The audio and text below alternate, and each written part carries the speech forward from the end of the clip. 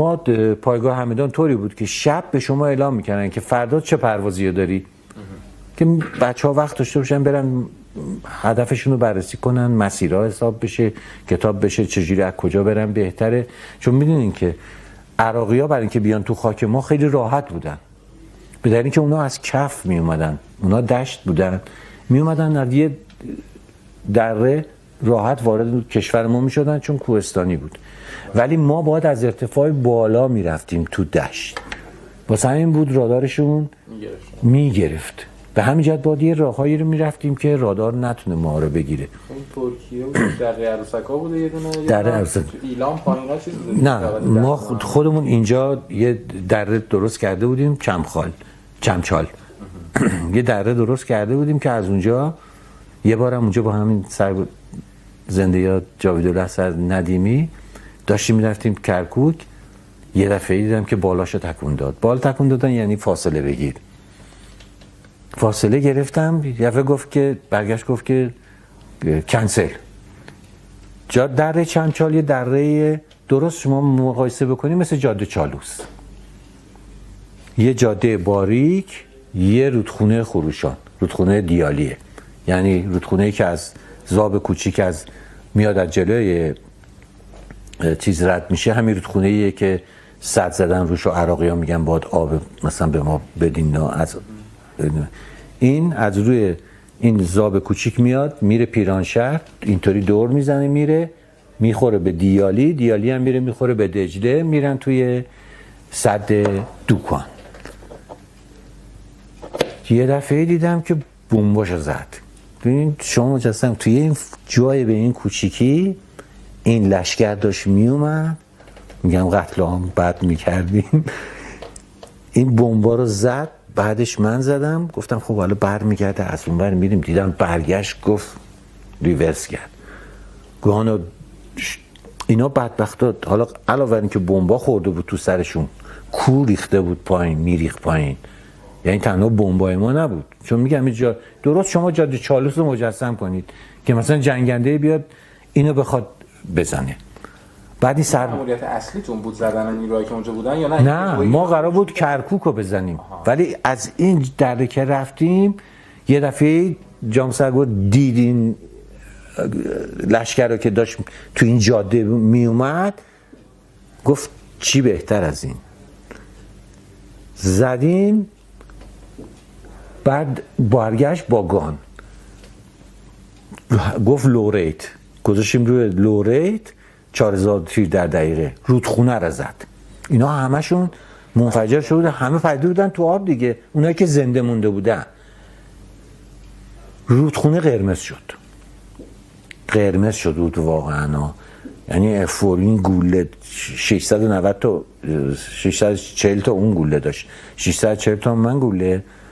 من که عشق میکردم. اومدیم بعد رسیدیم ساعت 9:20 بود. یه دفعه جان سرگرد، موقع سرگرد بودن براتپور، رئیس عملیات بودن، گفتن چی شده فلان، اینا چرا انقدر چجوری رفتین اومدین فلان اینا. گفت داره زدیم کشتیم. گفت مأموریت کرکوک بود. گفت همینطوری داشت مشدود کرد. گفت الان میریم، دیر نشده، کرکوک هم اینجا بغل گوشمونه. رفتیم همینطوری ها به همین زمین. گفت جان سگو دیر نشده که، ما رفتیم ترتیبشون دادیم، الان هم میخوایم بریم کرکوک. رفت گفت بریم. رفتیم 2 تا ما 40 دقیقه طول کشید، 2 تا دیگه براشیم رفتیم کرکوک که اصلا درست همینجا در میرفتین، یه گردش به چپ میکردین، کف میخوابیدید، کرکوک جلوتون بود. کرکوک تا آخرین روز جنگ، که این دروغه که، ولی تا 2-3 سال بعد از جنگ هیچ وقت آپریشنال نشد. تکون میخورد 2 ماه یه بار، هر کی مثلا بمب اضافی داشت چیزی داشت میرفت مینداخت رو بالشگاه بدبخت. آقا مگه پدافند سنگین نداشته که داشته باشه؟ اصلا افوری چیز دیگه است. ما اصلا از پدافند نمیترسیدیم، اصلا از نمیدونم موشک سم 2 و سم 6 اینا نمیترسیدیم. تنها چیزی که واسه من خودم به شخص تجربه‌ای میترسیدم شلیکا بود. این روز پنجم بود، رفتیم عدوله رو زدیم. بعد در دوره جنوب بغداد. بعد جام سرگرد من گفت حسین حواستو جمع کن، زدیم میریم رو وسط شهر. اسکندری به شما اسکندری بهم گفت که 2 فروند بودید؟ 2 فروندی بودیم. گفت میریم وسط شهر.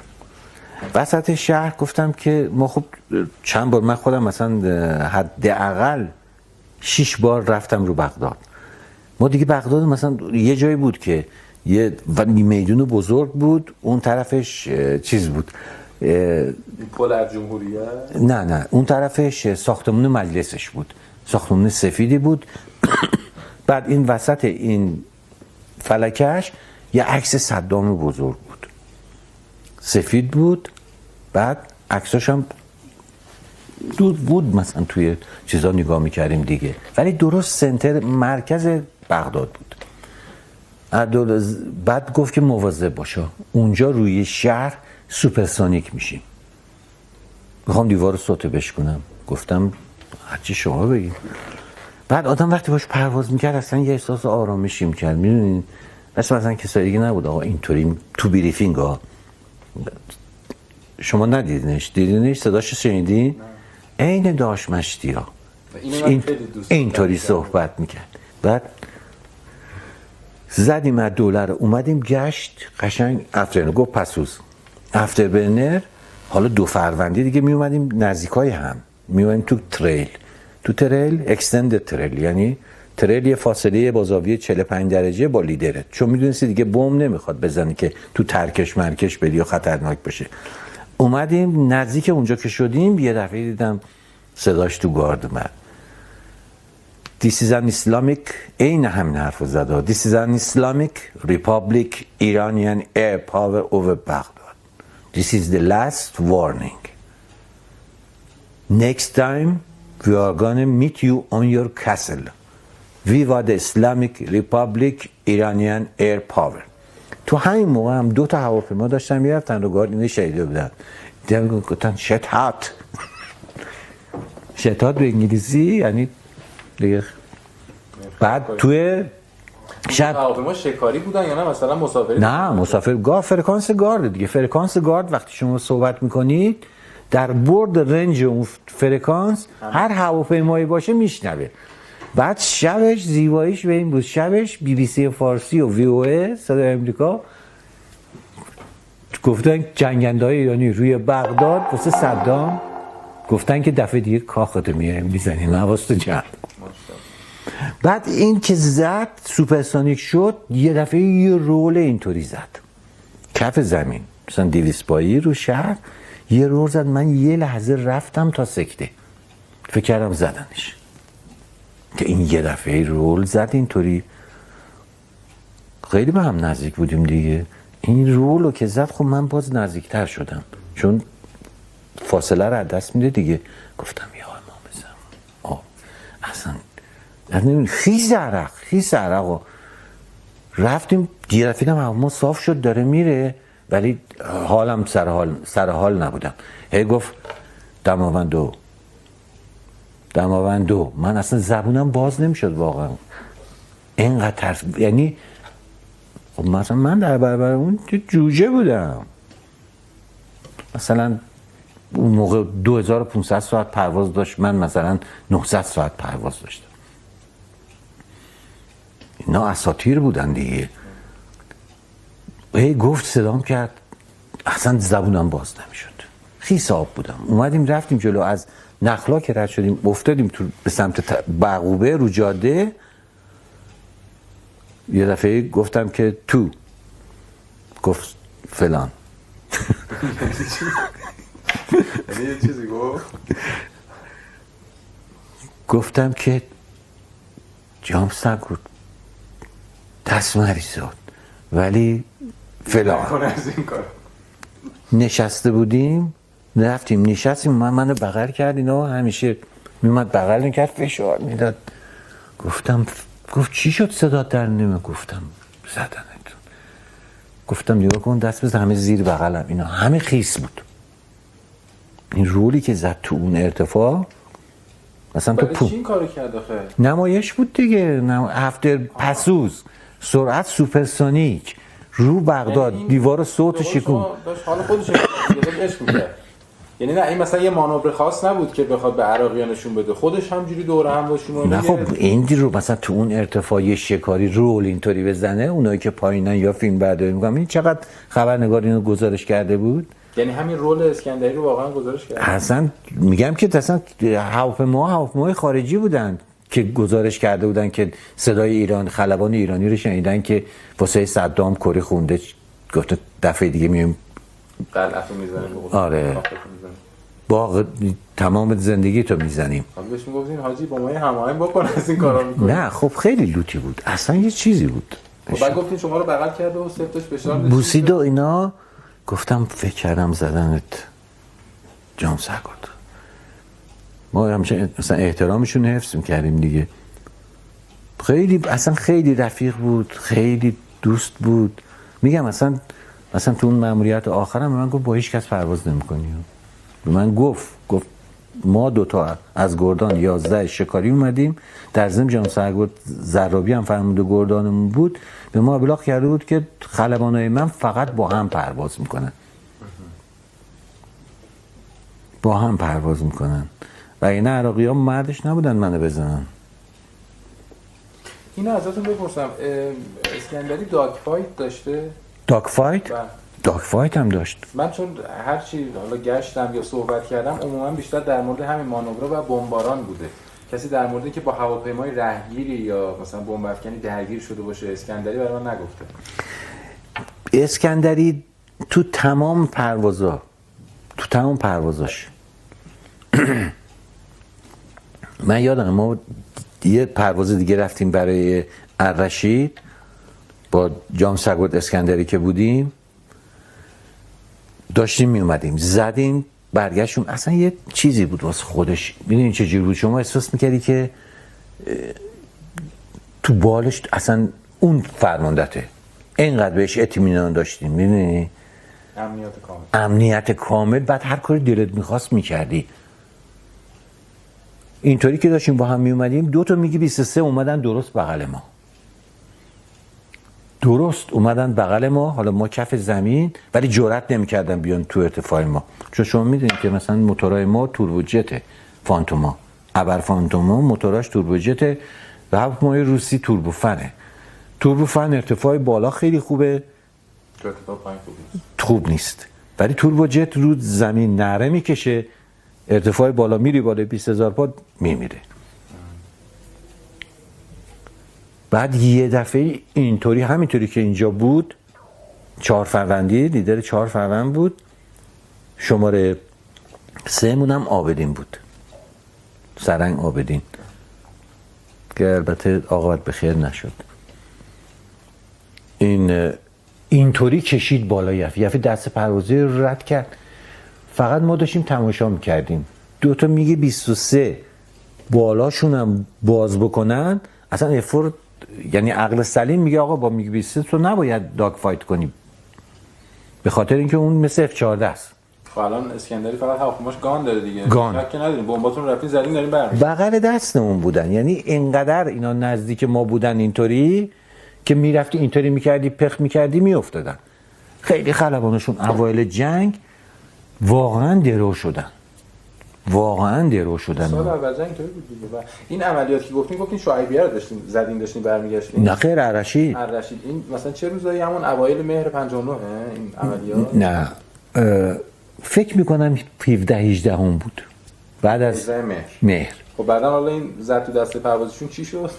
بریک کردن، اون 2 تا میگ 23 ها بریک کردن، یکیشون بالش گرفت به یکیشون. بعد یه دفعه عباس‌آبادین گفت محمود برگرد. برگشت، یه اینطوری ایمیل من زد، برگشت اومد پایین کف زمین، رفتیم. ولی به احتمال زیاد اون 2 تا ولی دایرکت تو داگ فایت اینا نرفت. خب من اون خاطره اجکت اول شما رو ازتون بپرسم توی بمباران پایگاه الاماره. پایگاه الاماره نبود، ما 15 روز قبلش رفته بودیم الاماره، یه لشکر عراق وقتی که میخواست لشکراشو بیاره تعویض کنه، بیاره به جای مثلا جایگزین کنه برن، میومدن تو علم‌ماره، از پل علم‌ماره میگذشتن، بعد اونجا استراحت میکردن، بعد از علم‌ماره میرفتن مثلا اونجا تقسیم میشدن، میومدن به فرض توی دهلوران، طرفای دهلوران و خوزستان، اهواز و خرمشهر. رفتیم 8 فروند جنگنده. لیدر 4 فروند اول جامسگود بروتپور بود، لیدر دومم جامسگود اسکندری. رفتیم زدیم، خوبم زدیم. یعنی تجمع نیروهای دشمن، تجمع یعنی لشکر خوابیده بود، مثلا یا رو لخت و پتی بودن، داشتن لباس میشستن، نمیدونم همه توی این فضای بزرگ اونجا علم‌ماره یه جای بود که شم بود اولش، ماسبادی. زدیم 8 فروند، واقعا عالی بود. سکونا با این وضعیت و اینا اصلا حالت جنگی نداشتن که بعد باش دشمنن داشتن میومدن. اصلا میگم اصلا این جنگ این حرفا رو نداره. اینقدر جنایت کرده بودن که شما سن و سالتون جا نمیده. این زن و بچهای ما تو این شهرهای مرزیمون، ما 8 روز اول جنگ فقط 3 تا مأموریت برون مرزی ما رفتیم. فقط داشتیم از سرپل زها و قصر شیرین که دست اونا بود. قصر شیرین دست اونا بود. سرپل و با بازی دراز، کوههای بازی دراز. چون بازی دراز رو اینا صدام میخواست بگیره، به خاطر این بود که میومد رو بازی دراز اومده بود، صاف کرده بود، آنتن رادار گذاشته بود که جنگنده های ما نتونن هواپیما برن تو. شما میگن خدا بیامرزتشون جاوید الاسرات، شیرودی و اینا رو تو با کبرا، ولی اونجا جنگ افورا بودن که با تانکا جنگیدن. همین جناب سرگرد شما این نکته رو گفتم ازتون بپرسم. من اینو از خیلی ها شنیدم و خیلی جاها خوندم که میگن آقا هیچ جای دنیا ما جنگ نداریم فانتوم بره با تانک بجنگه، ولی در اوایل جنگ ما فانتومامون رفتن با تانکا جنگیدن و خیلی از فانتومامون همونجا مثلا خوردن و زد. مگه جنگ فانتوم با تانک چه مشکلی داره؟ مگه ما ناوچه نمیزدیم؟ خب از دور نشون ناوچه یه دونه است، ولی افور وقتی میره 6 پاد راکت میبره. هر راکتش توش 19 تا چیزه، هر پادش. بعد حداقلش اینه که هر یک حملش 6 تا تانک رو نابود میکنه. خب این که برای افور خوبه دیگه. خوب، ولی خطرش سطح این شلیکا و پدافندشه. چون معطل تانکا بشه از ما پدافند میزنتش، خطری که اصلا آتش بارون اونجا. شما فقط ببینید، شما اونجا باید فقط پسوز بزنی، سرعت بالای 600 نات که گوله جا بمونه. بعدم شلیکا راداریه، بعد توپ قفل که بکنه میزنه. مثلا ما اصلا توپ 23 میلیمتری و اینا اصلا چیز نبود که، بعدن هم بهش توپای 57 میلیمتری رو داد راداری. ما اصلا نمیترسیدیم. تو عملیات نصر اگه نیرو هوایی نبود که آقای بنی صدر در به در شده، اینا هرچی هم میخوام بگیم بدین دوستشا، چون رئیس جمهور و فرمانده کل قوایی که برگرده بگه ما زمین بدیم وقت بگیریم، بچه های ما اصلا فرمانده پایگاه ما دیوونه شده بود. زنگ گوشی ورداش با تیمسار سرهنگ فکوری گفت یعنی این نمیفهمه که برای پس گرفتن 1 کیلومتر اینجا چند تا لاله پرت بشن. آقای گلچین داشت اینا رو میگفت، فرمانده پایگاه همدان. گفت یعنی این نمیفهمه، یعنی مگه صدام حسین پسر خالشه که این داره میگه خاک بدیم؟ ما 14,000 کیلومتر مربع رو عراق گرفته بود. چقدر شهید شدن، چقدر همه زخمی شدن، جان ایثارگر شدن. اصلا نبود. شب فتح المبین اینو باید میبود توی مملکت میآوردنش اونجا نشونش میدادن که چه بچه هایش شهید شدن و زخمی شدن.